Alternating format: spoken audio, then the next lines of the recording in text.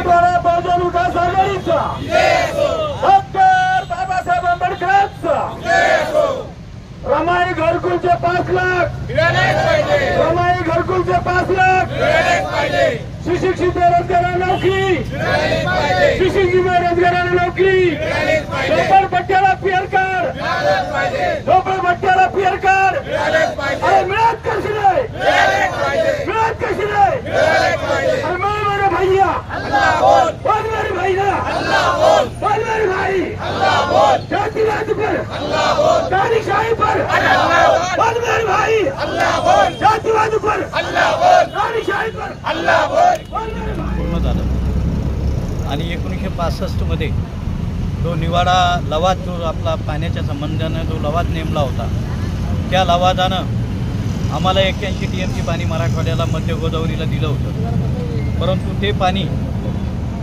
अलीकडच्या काळामध्ये 2003ला आणि त्यांचं 115 TMC होतं नगर नाशिकचं, म्हणजे 196 ऊर्ध्व गोदावरी आणि मध्य गोदावरीमध्ये असताना या ठिकाणी 2003ला आणि 4ला दुष्काळ पडल्यामुळं मराठवाड्यातल्या या पाण्याची मोजणी झाली आणि मोजणीमध्ये 157 TMC पाणी भरलं, त्यामध्ये 143 TMCचे धरणं त्यांनी बांधले आणि 143 TMCचे धरणं बांधल्याच्यानंतर या ठिकाणी फक्त 14 TMC पाणी शिल्लक राहील आणि म्हणून समन्यायी पाणी वाटपाचा कायदा झाला, परंतु समन्यायी पाणी वाटपाच्या कायद्याला नगर आणि नाशिकचे लोक जुमानत नाही, म्हणून मराठवाड्यातल्या पाण्याचा वाटा ठरला पाहिजे अशी या आंदोलनाद्वारे आमची मागणी आहे।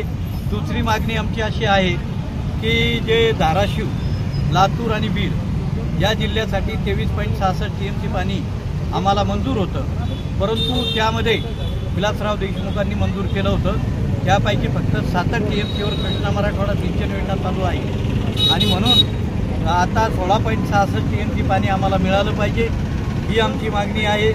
नंबर 3ची एक मागणी आमची अशी आहे की एक मांदाडे नावाची एक अभ्यासगट नेमला गेला समिती त्यांच्या अध्यक्षतेखाली आणि त्या मांदाडे समितीनं आमचं 8% पाणी कमी केलं, म्हणजे आमचं 65हून त्यांनी 57% पाण्यावर आमचं जायकवाडी धरण आणलं, म्हणून ती अभ्यासगट जो आहे तो त्वरित रद्द करावा आणि या गटाच्या शिफारशी राज्य सरकारनं मान्य करू नये आणि आमचं जे 41 TMC पाणी त्यांनी पळवलं त्या पाण्याची तूट जी झालेली आहे ती तूट भरून काढण्यात यावी। त्याचप्रमाणे ज्या ठिकाणी 1960 पासून आमचं आंदोलन चालू आहे की जे गरीब लोक आहेत, मागासवर्गीय लोक आहेत, आदिवासी आहे, OBC समाज आहे, यांनी गायरान जमिनीवर अतिक्रमण करून त्यांनी आपले पीक काढतात, त्या पीक काढल्याच्या नंतर सुद्धा आमची नोंद तलाठी, मंडळ अधिकारी, तहसीलदार घेत नाही, म्हणून आमचा पुरावा तयार होत नाही। म्हणून राज्य शासनाला आमची विनंती आहे की आजच्या तारखेमध्ये त्यांचे पंचनामे करावे, अतिक्रमण नोंद वहीला त्यांची नोंद घ्यावी आणि त्याद्वारे त्यांना सातबारा देण्यात यावा।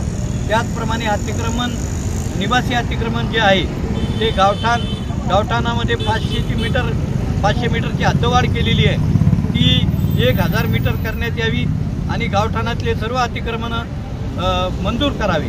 त्याचप्रमाणे शासकीय गायरान जमिनीवर ज्या शहरातल्या आणि ग्रामीण भागातल्या झोपडपट्ट्या बसलेल्या आहेत, झोपडपट्ट्या म्हणजे घरं बसलेली आहेत, त्या सर्वांना मालकी हक्क द्यावेत, PR कार्ड द्यावेत। सुशिक्षित बेरोजगारांना कर्ज देण्याच्या संबंधानं या ठिकाणच्या बँक मॅनेजरची जी परिस्थिती असते ती नकारात्मक असते, म्हणून त्या मॅनेजरवर कारवाई करण्यात यावी आणि महात्मा फुले विकास महामंडळ असेल, अण्णाभाऊ साठे असेल, OBC आर्थिक विकास महामंडळ असेल, त्याचप्रमाणे आपले अण्णासाहेब पाटील विकास महामंडळ असेल, या सर्वांचे कर्ज माफ करावे आमची मागणी आहे शासनाला। जर अदानी आणि अंबानीचे कर्ज माफ करण्यामध्ये सरकार पुढं आहे तर गोरगरिबांचे सुद्धा कर्ज माफ झाले पाहिजे, ही आमची एकमेव मागणी आहे। आणि दुसरी मागणी आमची आहे की आज तुम्ही 1500 रुपये महिलांना देता, ते आता 3000 रुपये महिलांना दिले, लाडक्या बहिणीच्या योजनेअंतर्गत दिले पाहिजे, ही शासनाला आमची मागणी आहे आणि कोणत्याही बहिणीला त्या ठिकाणी वगळू नये ही आमची मागणी आहे। आणि त्यासाठी आम्ही आज राज्य विधिमंडळाचं अधिवेशन सुरू आहे, राज्य विधिमंडळाच्या अधिवेशनाच्या निमित्तानं आम्ही सरकारला हे सांगू इच्छितो की मराठवाड्यामध्ये औद्योगिकरण होत नाही आणि मराठवाड्यात शेतकऱ्याच्या आत्महत्येचा आकडा मोठा आहे। 6 ऑक्टोबर 1975 नंतर एकही प्रकल्प या ठिकाणी आला नसल्यामुळे या ठिकाणी 60,000 शेतकऱ्यांनी 2024 पर्यंत आत्महत्या केलेल्या आहेत। आणि म्हणून आमचं म्हणणं आहे देवेंद्र फडणवीसांना की त्यांनी जास्त लाड याचे पुरू नये विखे पाटलाचे। मराठवाड्याच्या पाण्याच्या संबंधानं जर हात जरी लावला तर मराठवाडा पेटून उठल्याशिवाय राहणार नाही। येणाऱ्या विधानसभेच्या अधिवेशनामध्ये आम्ही 1 लाख शेतकऱ्याचा मोर्चा नागपूरच्या विधिमंडळावर घेऊन जाणार आहोत। या पद्धतीनं आमचं निदर्शन आहेत। आज आमचा इशारा आहे या सरकारला, देवेंद्र फडणवीस भारतीय जनता पार्टीचे एकही आमदार विधानसभेत मराठवाड्यातून जाणार नाही याची 100% आमची खात्री आहे। आणि म्हणून तुम्ही जर आमच्या पाण्याच्या संबंधानं भूमिका घेत असाल तर हे काही चालणार नाही। महाराष्ट्राच्या विधिमंडळामध्ये आमचे जरी लोकप्रतिनिधी बोगस असतील मराठवाड्यातले, ते आवाज उठवत नसतील किंवा स्वार्थी असतील, परंतु या ठिकाणची जनता हे आंदोलन हातात घेईल आणि या राज्य सरकारला दाखवून देईल पुढच्या काळामध्ये आमचा मुख्यमंत्री झाला पाहिजे मराठवाड्याचा। या दृष्टीनं आम्ही प्रयत्न करूया। हे देवेंद्र फडणवीस यांनी या ठिकाणी ते जलसंपदा मंत्री झाल्यापासून जवळपास 12,000 शेतकऱ्यांनी आत्महत्या केल्या मराठवाड्यात। त्यांना काही वाटलं नाही। रोजचं आमच्या इकडं 3 ते 5च्या ॲव्हरेजमध्ये शेतकरी मरतो। त्याप्रमाणे तर शेतमजूर किती मेले असतील याचा नेम नाही। आणि म्हणून राज्य सरकारला आमची विनंती आहे की मराठवाड्याला प्रामुख्यानं अर्धा निधी दिला पाहिजे राज्याचा आणि मराठवाड्याचा अनुशेष भरून काढला पाहिजे पाण्याचा, सिंचनाचा। आमचे 72,000 कोटी रुपयाचा आमचा सिंचनाचा अनुशेष आहे। आणि म्हणून राज्यातल्या सरकारला आमचं म्हणणं आहे की जर हे होत नसेल तर या सरकारला या ठिकाणी राज्य करता येणार नाही। आजपासून आम्ही प्रातिनिधिक स्वरूपाचे आमचे आंदोलन जरी झालं असलं तर पुढच्या काळामध्ये आम्ही प्रचंड अशा पद्धतीचं आंदोलन या महाराष्ट्रात आणि मराठवाड्यात उभं करू। आणि महानगरपालिकेचे जे आयुक्त आहेत जी श्रीकांत यांनी मुद्दाम दलित वस्त्यातले अतिक्रमणं तोडलेले म्हणून त्यांच्यावर अॅट्रॉसिटीज कायद्यान्वये, खऱ्या अर्थानं त्याच्यावर अॅट्रॉसिटीज कायद्यान्वये गुन्हा दाखल झाला पाहिजे। ते काल चिखलठाणा येथे बाबासाहेबांचा पुतळा हटवण्यासाठी त्या ठिकाणी गेले होते।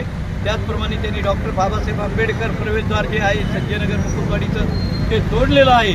आमच्या गोरगरिबांचे घरं उद्ध्वस्त करण्याचं हे सरकारचं पाप आहे आणि म्हणून जी श्रीकांत त्याच्यावर कारवाई झाली पाहिजे आणि लोकांना पर्यायी घरं दिले पाहिजे ही आमची मागणी। सर नेमकं आजचं निदर्शन तुमचं कशावर आहे? नेमकं तुम्ही सगळेच मुद्द्यावर बोलू लागले। हे आहे की जो मांदाडे समितीचा जो अभ्यास गट नेमलेला आहे त्या अभ्यास गटानं आमचं 8% पाणी कमी केलेलं आहे। ते अभ्यास गट त्वरित बरखास्त करण्यात यावा।